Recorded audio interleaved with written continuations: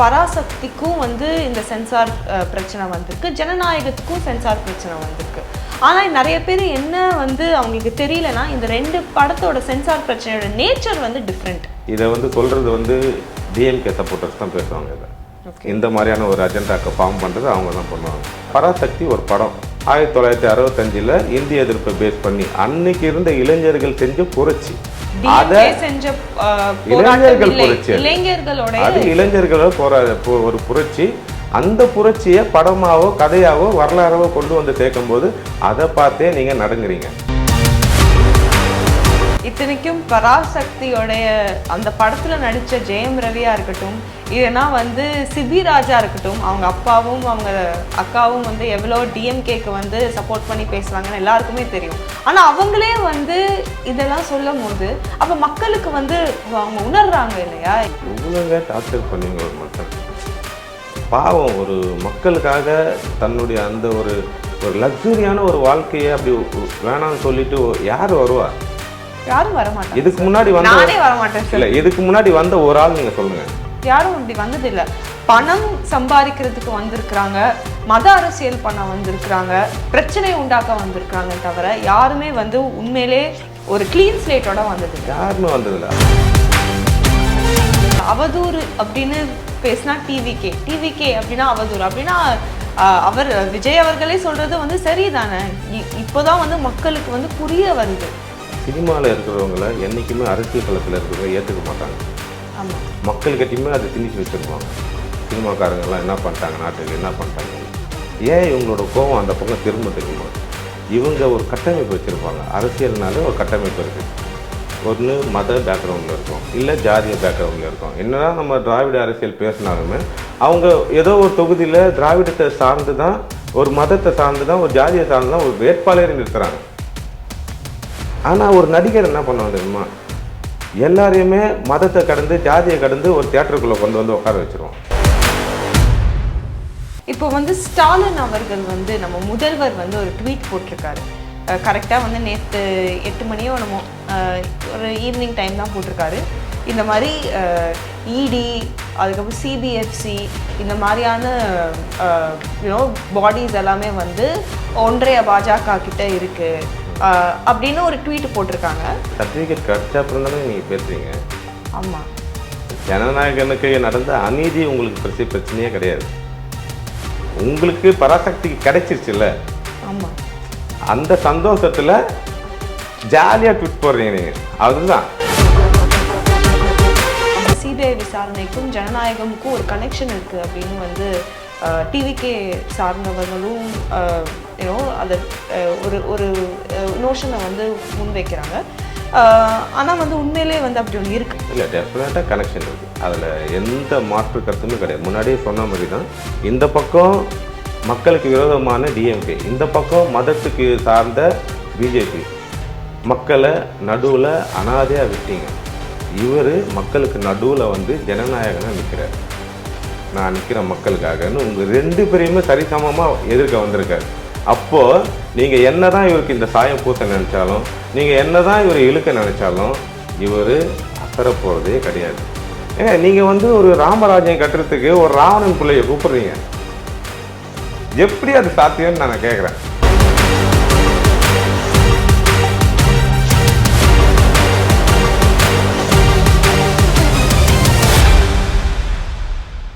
வணக்கம் சார். வணக்கம் சார்.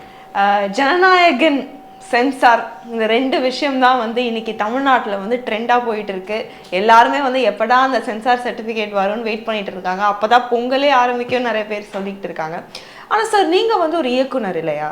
உங்களுக்கு வந்து இந்த சென்சார் சர்டிஃபிகேட் வாங்குற அந்த ப்ராசஸ் வந்து உங்களுக்கு கண்டிப்பாக நல்லா தெரிஞ்சிருக்கும். ஏன்னா நீங்கள் படம் பண்ணியிருக்கீங்க, நீங்களும் அந்த ப்ராசஸ் வந்து அண்டர்கோ பண்ணியிருக்கீங்க. ஸோ உண்மையிலே வந்து ஜனநாயகன், சிபிஎஃப்சி வந்து விஜயோட படத்துக்கு வேணும்னே வந்து ஒரு பிரச்சனை கொடுக்குதா அப்படிங்கிற ஒரு கேள்வி வந்து நம்ம எல்லாருக்கும் வருது. ஸோ நீங்கள் ஃபஸ்ட்டு சொல்லுங்கள், இந்த சென்சார் ப்ராசஸ் வந்து எப்படி ஆரம்பிக்கும், எப்படி டஸ் இட் டேக் பிளேஸ், அதை பற்றி கொஞ்சம் சொல்லுங்கள் சார்.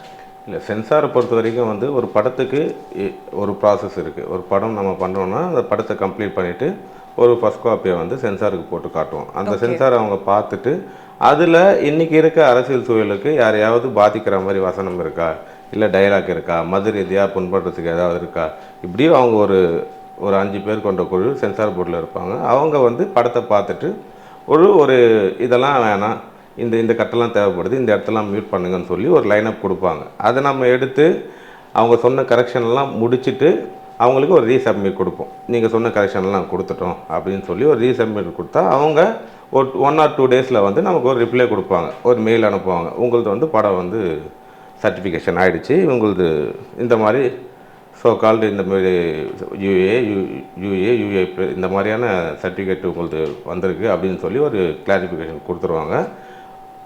நமக்கு ஹார்ட் காப்பியை அனுப்பிச்சிருவாங்க. இதுதான் சென்சாரோட ப்ராசஸ். இப்போ ஜனநாயகன் படத்துக்கு நம்ம வரும்போது இந்த ப்ராசஸ் எல்லாம் ப்ராப்பராக முடிஞ்சிருக்கு. ஓகே, முன்னாடியே டிசம்பர்லேயே படத்தை வந்து சப்மிட் பண்ணிட்டாங்க. ஜூரி மெம்பர்ஸ் படத்தை பார்த்துட்டாங்க. படத்தை பார்த்துட்டு அவங்க கரெக்ஷனும் சொல்லிட்டாங்க. கரெக்ஷன் முடிச்சு ரீசப்மிட் பண்ணிட்டாங்க. படத்தை 27 கட்டு வந்து அவங்க வச்சுருந்தாங்க இல்லையா, 27 கட்ஸு மியூட்ஸ் வேறு போட்டு இது எல்லாமே முடித்து ரீசப்மிட் பண்ணியாச்சு. யூஏ சர்டிஃபிகேட்டு எலிஜிபிள்னு சொல்லி மெயிலும் போட்டாச்சு. இப்போ என்னென்னா ஏன் சர்டிஃபிகேட் கொடுக்கல, இப்போ அவங்க என்ன சொல்ல வராங்கன்ற பாயிண்டில் தான் இது இருக்குது. இதெல்லாமே ப்ராசஸ்ஸு, சென்சார் ப்ராசஸ்ஸு ஜென்ரலாக நடக்கிறது. இப்போ சென்சார் அப்படிங்கிறது வந்து ஒரு ஒன்றியத்துக்கு கீழே நடக்கக்கூடிய ஒரு ஜென்ரல் பாடி. ஓகே, இன்னைக்கு அந்த ஜென்ரல் பாடியாக இருக்கா அப்படிங்கிறது தான். நம்ம இதுக்கு முன்னாடி சிபிஐ சொல்கிறோம், பல ஜென்ரல் பாடிஸை வந்து ஜென்ரல் பாடிஸை வந்து நம்ம பேசுகிறோம். இப்போ இன்றைக்கி அது ஜென்ரல் பாடிஸாக இல்லைன்னு இப்போ சென்சாருமே வந்து அந்த ஜென்ரல் பாடியை தாண்டி ஒரு ஒன்றிய பாடியாக மாறிட்டு இருக்கிறது தான் இதோட வெளிப்பாடாக நம்ம பார்க்க வேண்டியதாக இருக்குது. சார். ஆனால் இதுவே வந்து அவங்க கோர்ட்டுக்கு போகும்போது இப்போ வந்து ஃபஸ்ட்டு நம்ம மெட்ராஸ் ஹைகோர்ட் சிங்கிள் பெஞ்ச் ஜட்ஜுக்கு வந்து போகும்போது அவங்க வந்து சொல்லியிருந்தாங்க, ஜஸ்டிஸ் பிடி ஆஷா வந்து சொல்லியிருந்தாங்க, இது வந்து ரொம்ப ஒரு டேஞ்சரஸான ஒரு ட்ரெண்டு. ஒரு மெம்பர் வந்து அவங்களோட இண்டிவிஜுவல் டிசிஷன்ஸை பேஸ் பண்ணி இப்படி ஒரு கன்க்ளூஷனுக்கு வர்றது வந்து it is a dangerous trend அப்படின்னு அந்த வார்த்தையை வந்து அவங்க யூஸ் பண்ணியிருக்காங்க. ஆனால் இதுவே வந்து இந்த சீஃப் ஜஸ்டிஸ் ஆஃப் மெட்ராஸ் ஹைகோர்ட்டுக்கு வரும்போது அவங்க என்ன சொல்லியிருக்காங்கன்னா, இந்த மாதிரி நீங்கள் சர்டிஃபிகேட் வாங்குறதுக்கு முன்னாடியே நீங்கள் எதுக்கு வந்து படம் ரிலீஸ் டேட் வந்து வச்சுருக்கீங்க அப்படின்னு வேலிடாக இருக்காது. ஒரு லாஜிக்காக பார்க்கும்போது சரி ஓகே இது கரெக்ட் தான் அப்படின்னு வந்து நம்ம எல்லாருமே நினைக்கிறோம். ஆனால் நீங்கள் ஒரு இயக்குனராக இருக்கீங்க, நீங்கள் சொல்லுங்கள், உண்மையிலே வந்து படங்கள் எல்லாருமே வந்து சர்டிஃபிகேட் வாங்கினதுக்கு அப்புறம் தான் வந்து போய் ரிலீஸ் டேட் அனௌன்ஸ் பண்ணுவாங்களா, இல்லை எப்படி நடக்குது? இல்லை, இது இவங்க சொல்கிறத பார்த்தா இப்போ பூஜை அப்பயே சர்டிஃபிகேட்டும் வாங்கணுன்ற மாதிரி தான் இருக்குது. அப்படியெல்லாம் இப்போது சின்ன படங்களுக்கு ஒரு க்ரைட்டீரியா இருக்கும், பெரிய படங்களுக்கு ஒரு க்ரைட்டீரியா இருக்கும். இப்போது ரஜினி சார் படங்களோ விஜய் சார் படங்களோ இவங்கள மாதிரி பெரிய காஸ்ட்டோட படங்கள் வரும்போது அவங்களுக்கு ஒரு கான்ஃபிடென்ட் இருக்கும். ஏன்னா அவங்களுக்கு பட்ஜெட் இஷ்யூ இருக்க போகிறதில்ல. ஓகே, இப்போ சின்ன படங்களுக்கு பட்ஜெட் இஷ்யூ இருக்கும், அதை முடித்து தான் அவங்க சென்சார் ப்ராசஸ்க்கு மூவ் பண்ணுவாங்க, அதுக்கப்புறம் தான் சர்டிஃபிகேஷன் வாங்குவாங்க. பெரிய படங்களுக்கு அப்படி இல்லை. அவங்க வந்து ஒரு ஓப்பன் பண்ணும்போதே ஒரு டார்கெட், இன்றைக்கி நாங்கள் படம் ஸ்டார்ட் பண்ணியிருக்கோம், 6 மந்த்தில் படம் ரிலீஸ் ஆகிடும் அப்படின்ற ஒரு க்ரைட்டீரியாவை வந்து பட்ஜெட் பேஸ் பண்ணி தான் அவங்க அந்த பிளானே போடுறது. அதனால் சர்டிஃபிகேட்டுக்கு அப்புறம் தான் நாங்கள் பண்ணுவோம், வாங்கி ரிலீஸ் பண்ணுவோம், அதெல்லாம் கிடையாது. அவங்களுக்கு ஒரு கான்ஃபிடென்ட் தான். இது உங்களுக்கு டிலேவாக கூட இவங்க சப்மிட் பண்ணலை. உங்களுக்கு வந்து பொங்கலுக்கு தான் படம் ரிலீஸு, டிசம்பரில் உங்களுக்கு சப்மிட் கொடுத்தாச்சு. இதுக்கு மேலே என்ன வேணும் உங்களுக்கு? ஒரு மாதம் முன்னாடி தான் ஜென்ரல், ஒரு மாதத்துக்கு முன்னாடி படத்தை வந்து சப்மிட் பண்ணுறது ஒரு ஜென்ரலாக நடக்கக்கூடிய சினிமாவில் நடக்கக்கூடிய ஒரு விஷயம். அது கரெக்டாக பண்ணியிருக்காங்க. இப்போ உங்களுக்கு பராசக்தி கிடைச்சதில்ல, ஆமாம், அவங்க என்ன படம் ஸ்டார்ட் பண்ணுற போது சென்சாருக்கு அப்ளை பண்ணிட்டாங்க? இல்லை, எந்த படங்களுமே படம் ஸ்டார்ட் பண்ணும்போது சென்சாருக்கு அப்ளை பண்ணுறது கிடையாது. படம் முடிச்ச அப்புறம் தான் சென்சாருக்கு அப்ளை பண்ண போகிறது. அப்போ அவங்க வந்து நிறைய கரெக்ஷன்ஸ் பார்ப்பாங்க. உங்கள் சென்சார் வர்றதுக்கு முன்னாடி அவங்களுக்கு படம் சாட்டிஸ்ஃபைடாக வர வரைக்கும் ஒர்க் பண்ண போகிறாங்க. அந்த ஒர்க்லாம் முடிச்சுட்டு தான் சென்சார் சப்மிட் பண்ண போகிறாங்க. இப்போது நமக்கு இப்போ இந்த சர்டிஃபிகேட் இஷ்யூ பண்ணுங்க கொடுங்க அப்படின்னு சொன்ன ஜட்ஜி வந்து ஆஷா மேடம் சொன்ன அந்த விஷயம் இருக்கு இல்லையா, அது ரொம்ப வேலிடான பாயிண்ட்டு. இங்கே எல்லாரையுமே சந்தோஷப்படுத்த முடியாது. இன்றைக்கி அந்த ஒரு மெம்பர் மட்டும், சென்சார் போர்ட் மெம்பர், அவர் மட்டும் வந்து அதை அப்போஸ் பண்ணுறாரு, அவர் மத ரீதியாக புண்படுத்தி தான் சொல்கிறாரு. நீங்களும் தானே ஃபஸ்ட்டு படம் பார்த்தீங்க, நீங்கள் 5 பேரும் சேர்ந்து தானே கரெக்ஷன் சொன்னீங்க. ஆமாம், அப்போ அந்த கரெக்ஷன் முடிச்சு தானே உங்களுக்கு கொடுத்துருக்காங்க. அப்போ என்ன பண்ணீங்க நீங்கள்? உங்களோட நோக்கம் என்னவா இருக்கு? ஓகே, போய் முடிச்சுட்டு வரட்டும், இப்போ கரெக்ஷன் சொல்லியிருக்கோம், போய் முடிச்சுட்டு வரட்டும், அப்புறமா வச்சுக்கலாம் கச்சேரி, வெயிட் பண்ணியிருக்கீங்க. அப்போ உங்களுக்கு ரீசப்மிட் வரும்போது இப்போ அடுத்த இது கொண்டு போறீங்க. உங்களோட டார்கெட் என்ன? படத்தை டிலே பண்ணணும், இந்த படம் கொண்டாட்டமா மாறிடக்கூடாது. ரொம்ப ரொம்ப அதுல ரொம்ப தெளிவா இருக்காங்க, அதுல ரொம்ப தெளிவா இருக்காங்க. இது எல்லாமே ஒரு அரசியல் உள்நோக்கம் தானே. கண்டிப்பா இது மக்களுக்கே தெரியுது இல்ல. நீங்க என்னதான் ஆனா என்ன சொல்றாங்கன்னா சார், இப்ப பராசக்திக்கும் வந்து இந்த சென்சார் பிரச்சனை வந்திருக்கு, ஜனநாயகத்துக்கும் சென்சார் பிரச்சனை வந்திருக்கு. ஆனா நிறைய பேர் என்ன வந்து அவங்களுக்கு தெரியலன்னா, இந்த ரெண்டு படத்தோட சென்சார் பிரச்சனையோட நேச்சர் வந்து டிஃப்ரெண்ட். அதை நீங்க கொஞ்சம் எக்ஸ்பிளைன் பண்ண முடியுமா? இல்ல இப்போ இது வந்து ஒரு அறியாமையோட வெளிப்பாடு தான். ஓகே, இதை வந்து சொல்றது வந்து டிஎம்கே சப்போர்ட்டர்ஸ் தான் பேசுவாங்க. இதை இந்த மாதிரியான ஒரு அஜெண்டாக்க ஃபார்ம் பண்றது அவங்க தான் பண்ணுவாங்க. இப்போ பராசக்தி பிரச்சனையும் ஜனநாயகம் பிரச்சனையும் ஒன்னான்னு கேட்டிங்கன்னா கிடையாது. ஏன் சார்? ஆனால் ரெண்டுமே வந்து இந்த சென்சார் விஷயம். நீங்கள் இதை படமாக பார்த்து பேசுகிறீங்க, ஆனால் இங்கே பராசக்தின்றது ஒரு படம், ஒரு கதை. ஆனால் இந்த பக்கம் ஜனநாயகன் படம் கிடையாது, தளபதின்ற ஒரு மனிதர். இவரை டார்கெட் பண்ணுறதுக்காக நடக்கக்கூடிய ஒரு அரசியல். இன்னைக்கு ஏன் நீங்கள் வந்து இதே பிரச்சனையை பராசக்தி கொடுத்தீங்க, ஆனால் எப்படி சர்டிஃபிகேட் உங்களால் கொடுக்க முடிஞ்சது? இந்த படத்துக்கு மட்டும் ஏன் நீங்கள் மேல்முறையீடுலாம் போகிறீங்க? ஒருவேளை விஜய் அவர்கள் சொல்ற மாதிரி டிஎம்கேக்கும் பிஜேபிக்கும் மறைமுகமா ஒரு தொடர்பு இருக்குதா அப்படிங்கிற ஒரு கேள்வி கூட வருது. எப்பவுமே வந்து மத்தியில் ஆள்றவங்களும் இங்கே ஸ்டேட்டில் ஆள்றவங்களும் ஒரு சின்ன அண்டர்ஸ்டாண்டிங் எப்பவுமே இருக்கிறது தான். நீங்கள் இதை பார்த்து பண்ணுங்கள், நான் இதை பார்த்து பண்ணிக்கிறேன், இந்த மாதிரி ஒரு அண்டர்ஸ்டாண்டிங் போகிறது தான். அப்படி தான் இந்த படத்துக்கு சர்டிஃபிகேட் கொடுத்துருக்காங்க. நீங்கள் ஏன் இந்த படத்துக்கு பயப்படுறீங்க? இது ஏன் வேற வேற பிரச்சனைன்னு நான் சொல்கிறேன். என்னன்னா, பராசக்தி ஒரு படம் 1965 இந்திய எதிர்ப்பை பேஸ் பண்ணி அன்னைக்கு இருந்த இளைஞர்கள் செஞ்ச புரட்சி. இளைஞர்கள் புரட்சி, அது இளைஞர்களோட ஒரு புரட்சி. அந்த புரட்சியை படமாவோ கதையாவோ வரலாறாவோ கொண்டு வந்து சேர்க்கும் போது அதை பார்த்தே நீங்க நடங்குறீங்க. ஆனா இந்த மனிதர், ஒரு தனி மனிதர், படத்தை தாண்டி அரசியல் களத்துக்கு வந்து ஒரு மாபெரும் இளைஞர் புரட்சி மட்டும் இல்லை, இது மக்கள் புரட்சியா மாறி நிற்கிறாரு. இப்போ இவரை முடக்கிறதுக்காக மட்டுமே ஜனநாயகனுக்கு இவங்க டார்கெட் பண்றாங்க. அப்போ இது ஒரு ஜனநாயகன் பிரச்சனை கிடையாது, அந்த படத்தோட பிரச்சனை கிடையாது. விஜய் அப்படிங்கிற ஒரு புரட்சியாளர், ஒரு ஒரு தமிழ்நாட்டோட ஒரு அரசியல் புது எழுச்சியை வந்து முடக்கணுன்ற ஒரு முயற்சி இது. அப்போ இந்த முயற்சியை வந்து நம்ம ஒன்று சேர்த்து பார்க்க முடியாது. ஒரு அரசியல் புரட்சியை முடக்கிற ஒரு செயல் இங்கே நடக்குது. இது வெறும் ஜனநாயகன் பிரச்சனை, படத்தோட பிரச்சனை கிடையாது. இது ஒரு படத்தோட பிரச்சனை. பராசக்தி அப்படிங்கிறது ஒரு படத்தோட ஒரு கதையோட ஒரு பிரச்சனை. இது விஜய் சாருக்கு வந்திருக்கக்கூடிய ஒரு பிரச்சனை. இது ரெண்டுமே ஒன்று கிடையாது. இது கம்ப்ளீட்லி ஒரு பொலிட்டிக்கல் ஒரு அட்டாக். அந்த அட்டாக்கை நம்ம தான் ஃபேஸ் பண்ணணும். அவர் ஃபேஸ் பண்ணுவார், அவருக்கு பின்னாடி நம்ம நின்று ஃபேஸ் பண்ணணும், அவ்வளோதான். நீங்க வந்து அது ஒரு தனி மனிதர், அதாவது விஜயோடைய முடக்கிறதுக்காகவே வந்து நடக்கக்கூடிய ஒரு விஷயம் அப்படின்னு சொல்லும் போது தான் எனக்கு என்ன ஞாபகம் வருதுன்னா, மொத்த சினி உலகமும் நம்ம முன்னாடி வந்து நிறைய பேர் என்ன சொல்லிட்டு இருந்தாங்க, யார் சினிமாவில் யாரும் வந்து விஜய்க்கெல்லாம் சப்போர்ட் பண்ண மாட்டாங்க அப்படின்னா. ஆனால் இன்னைக்கு வந்து அந்த ஒரு மனிதருக்காக வந்து சினிமா உலகத்தில் இருக்கிற எல்லாருமே வந்து குரல் கொடுத்துருக்காங்க. பொங்கலே வந்து உங்களோட படம்க்கு அப்புறம் தான் வரும் அப்படின்னு சொல்லியிருக்காங்க. இப்போ வந்து எல்லாருக்குமே வந்து அந்த உணர்ச்சி வருது அப்படின்னு நீங்கள் நினைக்கிறீங்களா? இல்லை, எனக்கு இதில் ஒரு கூடுதல் ஒரு சந்தோஷம் நான் சொல்கிறேன். ஏன்னா வழக்கமாக நமக்கு பொங்கல்லாம் வந்து 14ஆம் தேதி தொடங்கி 15, 16 முடிஞ்சிடும், சரிங்களா? இந்த டைம் பொங்கல் எக்ஸ்டெண்ட் ஆகிருக்கு. ஓகே, செலிப்ரேஷன், அந்த லீவ் நாட்கள், செலிப்ரேஷன் கொண்டாடுறதுக்கான நாட்கள் அதிகமாகிருக்கு. இவங்க கொடுக்குற இந்த அரசியல் டார்ச்சரு, இவங்க கொண்டு வர இந்த மத அரசியல், இன அரசியல், இதிலெல்லாம் மக்கள் ஆல்ரெடி சஃபஷனில் இருக்காங்க, ஒரு மாதிரி ப்ரெஷரில் இருக்காங்க. அப்போ இந்த 3 நாள் செலிப்ரேஷன் பத்துமா? பத்தாது. இப்போ இன்னும் கொஞ்சம் அதிக நாள் நமக்கு செலிப்ரேஷன் தேவைப்படுது. அதுக்கான ஒரு வழியாக தான் நம்ம பார்க்குறோம். இதை இப்போ நடிகர்கள் வந்து சினிமா துறையில் இருக்கவங்க வந்து சப்போர்ட் பண்ணுறாங்கன்னா இது முன்னாடியே பண்ணியிருக்கணும். இது காலதாமதம் தான். காலதாமதம் ஆனாலும் இன்றைக்கி வந்து பண்ணியிருக்காங்கன்றதை வரவேற்கிறோம் நம்ம.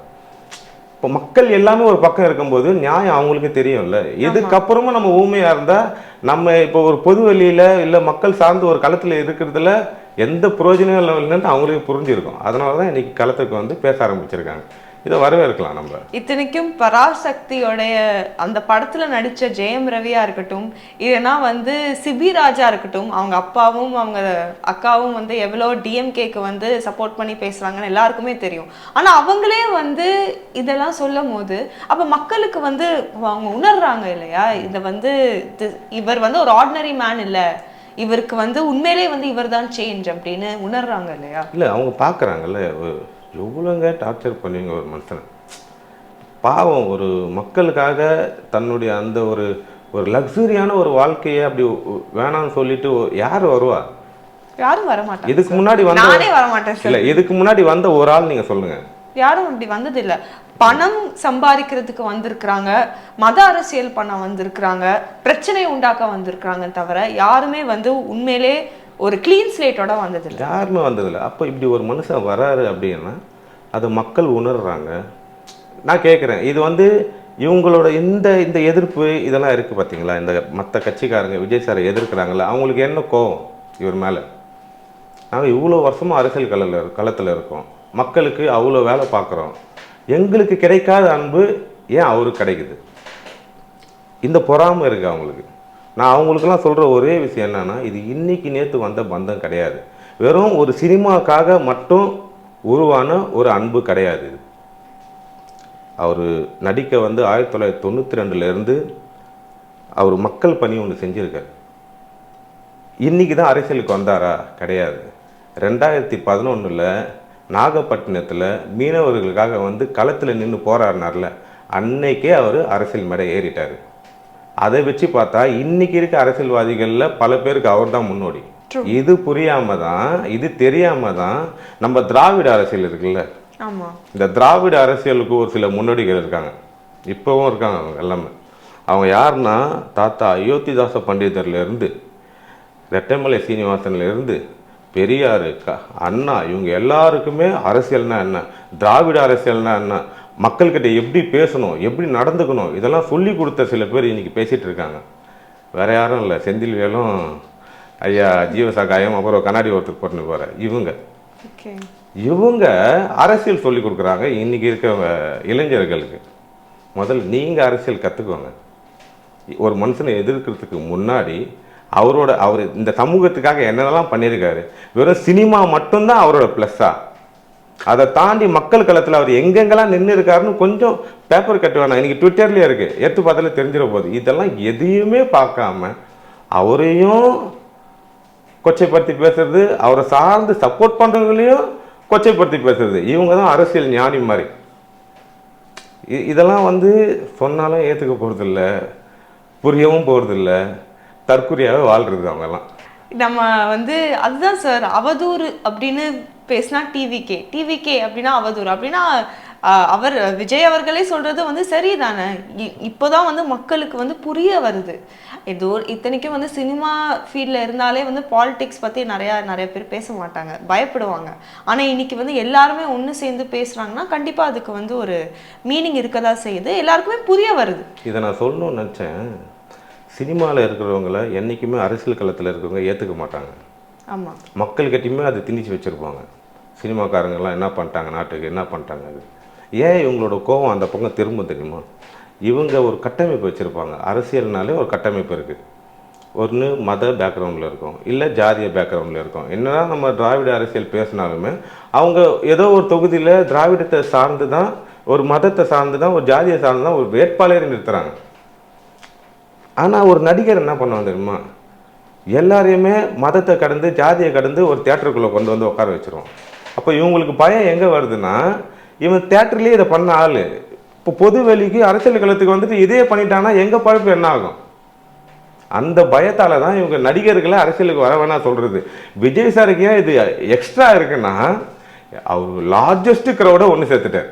ஆமாம், இது வந்து ஒரு சின்ன அரசியல் மாற்றம் கிடையாது, இது ஒரு மாபெரும் அரசியல் புரட்சியாக மாறி நிற்குது. இப்போ லார்ஜஸ்ட் க்ரௌடு வந்து எல்லாத்தையும் மறந்து மனிதர்களாக ஒன்று இணைஞ்சிட்டா இவங்களோட அரசியல் தற்காலிகமாக இல்லை, நிரந்தரமாக மூடப்பட்டுரும். நாளைக்கு அவங்களே நல்லவங்களாக மாற வேண்டிய சூழ்நிலைக்கு தள்ளப்பட்டுருவாங்க. அது அவங்களுக்கு பிடிக்காது இல்லை. நல்லவனா அரசியல் பண்ணுறது அவங்களுக்கு பிடிக்காது, நல்லவன் வந்தாலும் பிடிக்காது, அவங்க நல்லவங்களா இருக்கிறதும் பிடிக்காது. ஸோ இதோட வெளிப்பாடு தான் அது.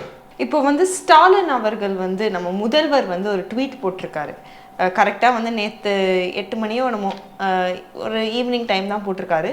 இந்த மாதிரி இடி, அதுக்கப்புறம் சிபிஎஃப்சி, இந்த மாதிரியான பாடிஸ் எல்லாமே வந்து ஒன்றைய பாஜக கிட்ட இருக்கு அப்படின்னு ஒரு ட்வீட் போட்டிருக்காங்க. நிறைய பேர் வந்து என்ன சொல்றாங்கன்னா, இவர் வந்து பாருங்க விஜய்க்கு வந்து பேசியிருக்கிறாரு, இன்னொரு ஒரு கட்சியாளருக்காக வந்து நம்மளோட முதல்வர் பேசியிருக்காரு அப்படின்னு சொல்றாரு. ஆனா நமக்கு தான் தெரியும் அவர் வந்து எதனால அந்த ட்வீட்டை போடுறாரு, எந்த நோக்கத்தோட போடுறாரு அப்படின்னு. அதை மட்டும் கொஞ்சம் சொல்லுங்க. இது இப்போ வழக்கமாக காலங்காலமாக நடக்கிறது தான் இது. இப்போ இவர் வந்து ஸ்டண்ட்டு ஒன்று பண்ணிட்டு இருக்காரு. யாரை எதிர்த்து பண்ணுறாருன்னா, இங்கே மக்கள் விரோத சக்தியையும் மனித விரோத சக்தியையும் இவங்க 2 பேரையும் எதிர்த்து ஒரு ஸ்டண்ட் பண்ணிட்டு இருக்காரு. இவங்க காலங்காலமாக பண்ணுற ஒன்று இருக்குது. திராவிட அரசியலும் மத அரசியலும் தமிழர்களை வேடிக்கை பார்க்க மட்டுமே பயன்படுத்தும். இதுவும் அதில் ஒன்று தான். இன்னைக்கு நம்மளே களத்துக்கு வந்து நாங்கள் எங்களை பார்த்துக்கிறோம், சண்டை செய்ய நிற்கிறோம். அப்போ நிற்கும் போது இவங்க மறுபடியும் கம்பு சுற்றுறாங்க. நாங்கள் 2 பேர் பேசிக்கிறோம், நீங்கள் மட்டும் கை மட்டும் தட்டிக்கங்க. இந்த ட்விட்டுமே அதில் ஒரு ரகம் தான். இல்ல, இந்த ட்வீட்டையும் அவர் யூஸ் பண்ணி பிஜேபியை தான் திட்டுறாரு. ஏன் இதை முன்னாடியே வந்து பேசியிருக்கலாமே? ஏன் உங்களோட கூட்டணியில இருக்க காங்கிரஸ் வந்து விஜய் அப்படின்னு சொல்லி பேசலையா, ஜனநாயகன் அப்படின்னு சொல்லி பேசலையா? ஏன் வந்து அப்போ இதை வந்து ஒரு மாதிரி எப்படி சொல்றது, பராசக்திக்காக பேசுற மாதிரி தானே இருக்கு. இது விஜயோ ஜனநாயகமோ சார்ந்து பேசுற மாதிரி இல்லையே. உங்களுக்கு சர்டிபிகேட் கிடைச்சா அப்புறம் தானே நீங்க பேசுறீங்க. ஆமா, ஜனநாயகனுக்கு நடந்த அநீதி உங்களுக்கு பிரச்சனையே கிடையாது. உங்களுக்கு பராசக்திக்கு கிடைச்சிருச்சுல்ல, ஆமா, அந்த சந்தோஷத்துல ஜாலியா ட்விட் போடுறீங்க நீங்க. அதுதான் அதுல என்ன பேசுறதுன்னு தெரியல, ஏதாவது ஒன்று பேசணுமே சொல்லிட்டு ஒரு ட்விட் போடுறீங்க. அதுல எப்பவுமே உங்களுக்கு தானே ரைட்ஸ். நீங்க நினைக்கிறீங்க அப்படிதான். இப்போ இங்க மத அரசியலை எதிர்க்கணும்னா அதுக்கு வந்து குத்தகைக்கு உங்களுக்கு தான் கொடுத்துருக்கோம். நீங்க தான் பேசுவீங்க, நாங்க வந்து பேசிடக்கூடாது. நாங்க பேசிட்டா எங்களை அவங்களுக்கு பி டீமா மாத்திடுவீங்க, சிடியா மாத்திடுவீங்க. அதை தடுக்கிற அவங்களோட தொடர் வேலைகளை தான் இந்த ட்விட்டும் அடங்கும். அதை நம்ம வந்து கண்டுக்கலாம் சார். இப்போ இந்த ஜனநாயகன் பிரச்சனை ஒரு பக்கம் போயிட்டு இருந்ததுன்னா, அதே மாதிரி வந்து இந்த சிபிஐ விசாரணை அது வந்து ரொம்ப இப்போ நிறைய பேர் வந்து சிபிஐ விசாரணைக்கும் ஜனநாயகமுக்கும் ஒரு கனெக்ஷன் இருக்கு அப்படின்னு வந்து டிவிகே சார்ந்தவங்களும் அதை ஒரு ஒரு நோஷனை வந்து முன்வைக்கிறாங்க. ஆனால் வந்து உண்மையிலே வந்து அப்படி ஒன்று இருக்கா? ஏன்னா வந்து இப்போ இன்னைக்கு வந்து பஸ்ஸு வந்து சீஸ் பண்ணப்பட்டிருக்கு அப்படின்னு சொல்கிறாங்க. ஆனால் வந்து அது சீஸ் பண்ணப்படலை அப்படின்னு வந்து நமக்கு தெரியும், அதை நீங்கள் சொல்லுவீங்க. அதே மாதிரி வந்து விஜய் அவர்கள் வந்து டெல்லிக்கு வந்து 12ஆம் தேதி போகணும் அப்படின்னு வந்து சொல்கிறாங்க. ஸோ இதுக்கு உண்மையிலே ஒரு கனெக்ஷன் இருக்குது அப்படின்னு நீங்கள் சொல்கிறீங்க? இல்லை, டெஃபினட்டாக கனெக்ஷன் இருக்குது. அதில் எந்த மாற்று கருத்துமே கிடையாது. முன்னாடியே சொன்ன மாதிரி தான் பராசக்திக்கு அது படம் பிரச்சனை, இந்த ஜனநாயகனுக்கு வந்த பிரச்சனை விஜய் சார் தான் டார்கெட். தொடர்ந்து நம்ம கரூர் பிரச்சனைலேருந்து பார்த்துட்டு வந்துட்டுருக்கோம். பிஜேபி அன்னைக்கு ஸ்டேஜில் பல பேர் இங்கே இருக்க சில மீடியாக்கள் எல்லாம் வச்சு விஜய் சாரை எப்படியாவது உள்ளே கொண்டு வந்துடணும், நம்ம கூட கூட்டணியில் வச்சுக்கணும் அப்படின்ற முயற்சி அவங்க தொடர்ந்து செஞ்சுட்டே வராங்க. அதோட இன்னொரு டைமென்ஷன் தான் இது. இன்னைக்கு நீங்கள் சொன்னீங்க இல்லையா, அந்த பறிமுதல் செய்யலை, சோதனைக்கு தான் எடுத்துகிட்டு போயிருக்காங்க. அந்த வண்டியை பஸ்ஸை சோதனைக்கு எடுத்துகிட்டு போயிருக்காங்க. சோதனை பண்ணிட்டு திருப்பி கொடுத்துருவாங்க. சீஸ்ன்றதே வேற, அது வேற கான்செப்ட். ஆமா, சீஸ்னா வந்து போய் எடுக்கிறது, அது பறிமுதல். கோர்ட்ல போய் பார்த்தா அது பறிமுதல். நீங்க அது சீஸ் பண்ணதை வாங்கணும்னா உங்களுக்கு நிறைய பெரிய ப்ராசஸ் இருக்கு. இதுக்கெல்லாம் அப்படி கிடையாது. போய் செக் பண்ண போறாங்க, கொண்டு வந்து கொடுக்க போறாங்க. இது ஒரு சாதாரண ப்ராசஸ் தான். இது விஜய் சார் உள்ள கொண்டு வரணும், இவங்களோட பெரிய முயற்சி. அதுக்கு ஃபர்ஸ்ட் ஜனநாயகன் படத்தை டார்கெட் பண்ணாங்க. படத்தை டிலே பண்ணு, அதை வச்சு அவர் கொஞ்சம் ப்ரெஷர் ஆகட்டும். ப்ரெஷர் ஆகும்போது ரிலாக்ஸ் ஆகிறதுக்குள்ளே இங்கே கொண்டு வா, சிபிஐ விசாரணை கொண்டு வா. இப்போ முன்னாடியே நமக்கு இப்போ இன்சிடெண்ட் வந்து கரூரில் நடந்தது, சரிங்களா? கரூரில் நடந்த ஒரு இன்சிடெண்ட்டுக்கு நீங்கள் அங்கே இருக்க இப்போ டெம்பரவரியாக ஒரு ஆஃபீஸ் போட்டிருக்கீங்க, அங்கே தான் கொண்டு போய் விசாரிக்கணும். பஸ்ஸை எங்கே கொண்டு போயிருக்கீங்க? அந்த கரூரில் தான் கொண்டு போயிருக்கீங்க. அப்போ நீங்கள் அங்கே தான் கொண்டு போய் விசாரிக்கணுமே தவிர்த்து எதுக்கு டெல்லி? பஸ்ஸு இங்கே போவீங்களா, கொண்டு போவீங்களா? விஜய் சாரை மட்டும் டெல்லியை கூப்பிடுவீங்களா? ஜூரிஸ்டிக்ஷன் ஒன்று இருக்கு. ஆனால் வந்து இப்போ விஜய் மட்டுமா வந்து டெல்லி வரைக்கும் போயிருக்காரு? அந்த கரூர் சம்பவம் எல்லாருமே போயிருக்காங்க, எல்லாருமே போயிருக்காங்க. போயிருக்காங்க. ஆதவாஜனா போயிருக்காரு, புஷியானந்த் சார் போயிருக்காரு. கட்சி சார்ந்து இந்த கேஸ்ல யார் யாரெல்லாம் மாவட்ட செயலாளர்கள் போயிருக்காங்க, அவங்க எல்லாமே போயிருக்காங்க, எல்லாமே போயிருக்காங்க. இவர் போனா மட்டும் அது பெரிய நியூஸ் ஆக்கி இவர் போனார்னா இவங்க ஒரு அரசியல் பண்ணணும்ல, இங்க இருந்து பி டீம் சி டீம் சொல்லணும்ல, இவரை டார்கெட் பண்ணணும்ல. இந்த இந்த இந்த விஷயத்துக்கு இவங்க இதை பூம் பண்றாங்க. இவரை வந்து ஓகே டீல் பேச போறாங்க. இப்போ நம்ம ஞானிகள் சொன்னோம் இல்லையா, செந்தில்வேல் ஐயாலாம் அவர் தான் அவரை டார்கெட் பண்ணிட்டாங்க, இதுக்கப்புறம் அவரை போயிட்டு வாஷ் பண்ணுறாங்க, அவரை வந்து கட்சிக்குள்ளே கொண்டு வந்துடுவாங்க. நான் இன்னைக்கு சொல்கிறேன், நீங்கள் பிரச்சனை கொடுங்க, டார்ச்சர் பண்ணுங்க, இது எல்லாமே அவர் செதுக்கக்கூடிய ஒரு உளியாக மாறுமே தவிர அவர் உங்களுக்குள்ளே வந்து சேர்க்கறதுக்கான ஒரு ஆயுதமாக மாறவே மாறாது. அவர் நீங்கள் பிரச்சனை கொடுக்குறீங்கள, அதை வந்து ஒரு சிற்பமாக மாறி நிற்பார், இன்னும் ஸ்ட்ராங்காக நிற்பார் தமிழ்நாட்டுக்கு. நீங்கள் மதத்தை வச்சோ இனத்தை வச்சோ ஒரு அரசியல் பண்ணுறீங்க அப்படின்னா, இந்த பக்கம் மத அரசியல் பண்ணுற டிஎம்கே, இந்த பக்கம் மக்களுக்கு விரோதமான டிஎம்கே, இந்த பக்கம் மதத்துக்கு சார்ந்த பிஜேபி, மக்களை நடுவில் அனாதையாக விட்டீங்க. இவர் மக்களுக்கு நடுவில் வந்து ஜனநாயகனாக நிற்கிறார். நான் நிற்கிறேன் மக்களுக்காகன்னு உங்கள் ரெண்டு பேரையுமே சரிசமமாக எதிர்க்க வந்திருக்காரு. அப்போது நீங்கள் என்ன தான் இவருக்கு இந்த சாயம் பூச நினச்சாலும், நீங்கள் என்ன தான் இவரை இழுக்க நினச்சாலும், இவர் அசர போகிறதே கிடையாது. மக்களுக்காக எல்லாத்தையும் தூக்கி போட்டு வந்து நின்னவர் இதெல்லாம் தெரியாமையே வந்திருப்பார். நீங்கள் இவ்வளோ டார்ச்சர் பண்ணுவீங்க, ஏற்கனவே எவ்வளோ பார்த்தவர் சினிமா துறையிலேயே. இதெல்லாம் ஒன்றுமே இல்லை. அவருக்கு வாழ்க்கையிலேயே நடக்கக்கூடாத துயரம் வந்து கரூர் சம்பவம் தான். அதையே பார்த்துட்டு உக்காண்ட்ருக்காரு. அதுலேருந்து மீள முடியலனாலும் அரசியலுக்கு வந்துட்டோம், இதை நம்ம ஃபேஸ் பண்ணி தான் ஆகணுன்ற அந்த மைண்ட் செட்டில் பண்ணிட்டு இருக்காருல்ல. இதெல்லாம் ஒன்றுமே இல்லை. இது கூட தெரியாத ஒரு தற்கூரி அரசியலில் தான் வந்து பிஜேபி பண்ணிட்டு இருக்கு. உண்மை அதுதான். நீங்கள் என்ன ஐடியாலஜியில் நீங்கள் வந்து ஒரு ராமராஜ்யம் கட்டுறதுக்கு ஒரு ராவணன் பிள்ளைய கூப்பிடுறீங்க, எப்படி அது சாத்தியம்னு நான் கேட்குறேன். Very very true sir. அதே மாதிரி வந்து இந்த நீங்க சொல்ற மாதிரி அவர் கண்டிப்பா அவர் வந்து கூடிய சீக்கிரம் வந்து விட்டு போக மாட்டாரு அப்படிங்கிற ஒரு நம்பிக்கை வந்து எல்லாருக்குமே இருக்கு. ஆனா வந்து பிஜேபி கொடுக்குற நெருக்கடி அப்படிங்கிறது ஒரு சாதாரணமான விஷயம் இல்லை. அந்த நெருக்கடி இப்போ அதனால தான் வந்து நீங்கள் சொல்கிற மாதிரி ஜனநாயகனுக்கு இருக்கிற சென்சார் சர்டிஃபிகேட்டாக இருக்கட்டும், இல்லைனா வந்து சிபிஐயோட என்கொயரியாக இருக்கட்டும், எல்லாமே வந்து அவரை டார்கெட் பண்ணுது அப்படிங்கிற ஒரு விஷயம் வந்து நம்ம இப்போ வந்து ஒத்துக்கலாம். ஆனால் வந்து இதையும் மீறி அவர் வருவார் அப்படிங்கிற ஒரு விஷயம் அப்படின்னு நீங்கள் என்ன நினைக்கிறீங்க? அவர் வருவார் அப்படின்னு நீங்கள் நினைக்கிறீங்களா? இல்லை வந்துட்டார்ல ஆல்ரெடி. அவர் புதுசாக வரணும்னு அவசியம் இல்லை. அவர் எனக்கு தெரிஞ்சு அவர் ஒரு விஷயத்தில் இறங்குனாரு அப்படின்னா முடிவு பண்ணிட்டு தான் இறங்குறது. திரும்பி அவர் பேக் அடித்து தான் சரித்திரமே கிடையாது. அதுதான் அவரோட ஸ்டைலு, அவரோட வாழ்வியலே அதுதான், யதார்த்தமே அதுதான். படங்களில் வர டைலாக் இல்லை. முடிவு பண்ணிட்டா ஒரு வாட்டி முடிவு பண்ணிட்டா நானே என் பேச்சை கேட்க மாட்டேன்றது வெறும் டைலாக் இல்லை, அவரோட வாழ்க்கையே அதுதான். முடிவு பண்ணி தான் அரசியல் களத்துக்கு வந்திருக்காரு. இவங்க ரெண்டு பேர் எதிர்க்க தான் வந்திருக்காரு. சரிங்களா? பிஜேபி வந்து ஒரு கண்ணாம்பூச்சி ஆட்டம் தான் ஆடுறாங்க.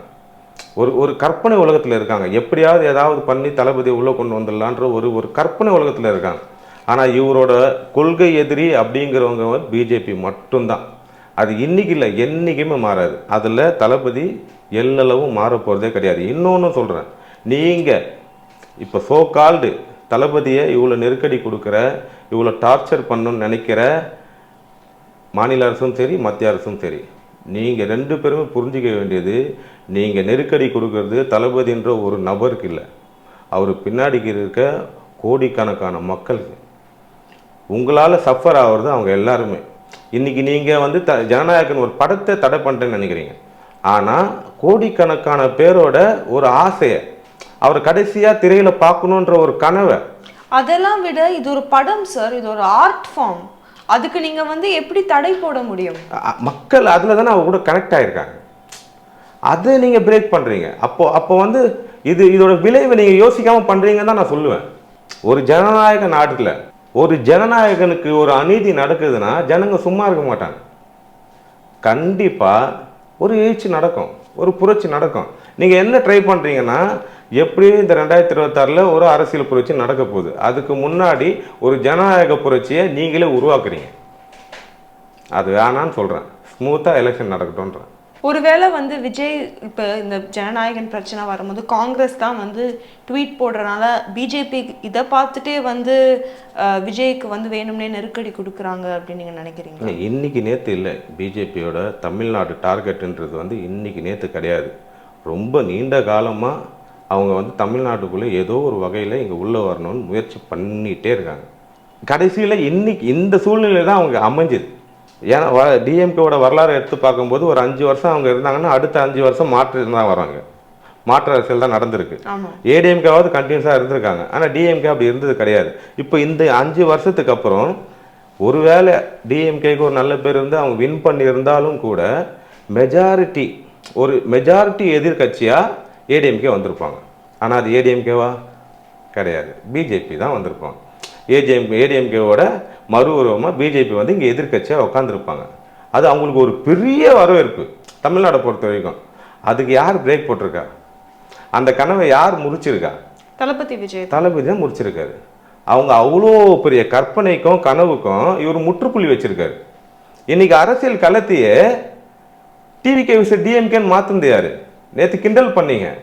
இன்னைக்கு ஒவ்வொருத்தரோட வாயிலையுமே டிவிகே டிஎம்கே தான் சார். அதே மாதிரி பிஜேபி பி டீம் தான் டிவிகே அப்படின்னு வந்து நிறைய பேர் வந்து சொல்லிட்டு இருந்தாங்க. அதாவது டிபேட்ஸில் இருக்கலாம், டிவியில் பார்க்குற டிபேட்டாக இருக்கலாம், சோஷியல் மீடியாவில் இருக்கலாம், இன்ஸ்டாகிராமில் இருக்கலாம், எக்ஸ் தளத்தில் இருக்கலாம், எந்த தளத்துலையும் டிவிகேவா அது பிஜேபி பி டீம் அப்படின்னு சொல்கிறாங்க. ஆனால் இன்னைக்கு இந்த ஒரு பிரச்சனையில் வந்து அந்த ஹோல் ஈக்குவேஷனுமே வந்து ரீடிஃபைன் ஆகுது. இனிமே வந்து பிஜேபி பி டீம் அப்படின்னு சொல்லுவாங்கன்னு நினைக்கிறீங்களா? இப்போ சொல்லணும்னா டிஎம்கே தான் சொல்லணும். யாருக்கு சர்டிஃபிகேட் வந்திருக்கு? கரெக்ட். யாருக்கு சர்டிஃபிகேட் வரல?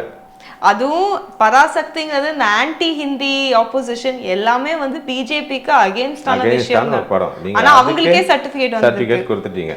ஆனால் இங்கே வந்து ஏதோ மதத்தை வச்சு ஏன் இந்த அரசியல் நான் கேட்குறேன். நீங்கள் மத அரசியலுக்கு நான் சொல்ல மாட்டேன். உங்களுக்குன்னா மத பற்றா இருக்கு கிடையாது, மத வெறி. அந்த மத வெறிக்கு நீங்கள் வந்து எங்கள் முருகர்லேருந்து இப்போ தளபதி வரைக்கும் வந்திருக்கீங்க. எப்படியாவது உள்ளே வந்துடலான்னு. முருகரும் அதுக்கு உங்களுக்கு இடம் கொடுக்க மாட்டார், எங்கள் தளபதியும் அதுக்கு உங்களுக்கு இடம் கொடுக்க மாட்டார். உங்கள் கனவு கனவு தான். இன்றைக்கி 2026 இருக்கோம். 2046 உங்கள் நிலைமை இப்படி தான் இருக்க போகுது. அதில் எந்த மாற்று கருத்துமே கிடையாது. தமிழ்நாடு அரசியல் பொறுத்த வரைக்கும் இது ஒரு சமூக நீதி நாடு தான். நாடுனா தமிழ்நாடு சமூக நீதி நாடு தான். இந்த நாட்டில் திராவிட அரசு வந்து சமூக நீதியை நிலைநாட்டுச்சா அப்படின்னா அது ஒரு கேள்விக்குறி தான். ஏன்னா இன்றைக்கும் இங்கே வந்து மத அரசியல் நடக்குது, ஜாதி அரசியல் நடக்குது, கொலை நடக்குது, கஞ்சா புழக்கம் அதிகமாக இருக்குது, இளைஞர்கள் வந்து மது பழக்கத்துக்கு அடிமையாயிட்டு இருக்காங்க. இது எல்லாமே நடக்குது. அப்போ நீங்கள் மாற்றிட்டீங்களா? இல்லை. ஒரு பேரளவில் இருக்க சமூக நீதியை செயல்பாடு கொண்டு வர்றதுக்கு தான் தளபதி வந்திருக்காரு. அப்போது அந்த மாற்றத்துக்கு தமிழ்நாடு இளைஞர்கள் கிடையாது, ஒட்டுமொத்த பெண்மணிகள், பெண்கள், குழந்தைகள் எல்லாருமே அவர் பின்னாடி நிற்பாங்க. மாற்றம் நிகழ்ந்து தீரும், அதில் மாற்றம் இல்லை.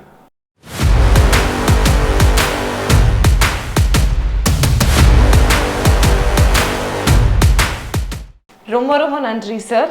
நம்ம கான்ஃபிடென்ட்டா இருப்போம். வெற்றி நிச்சயம். கண்டிப்பா.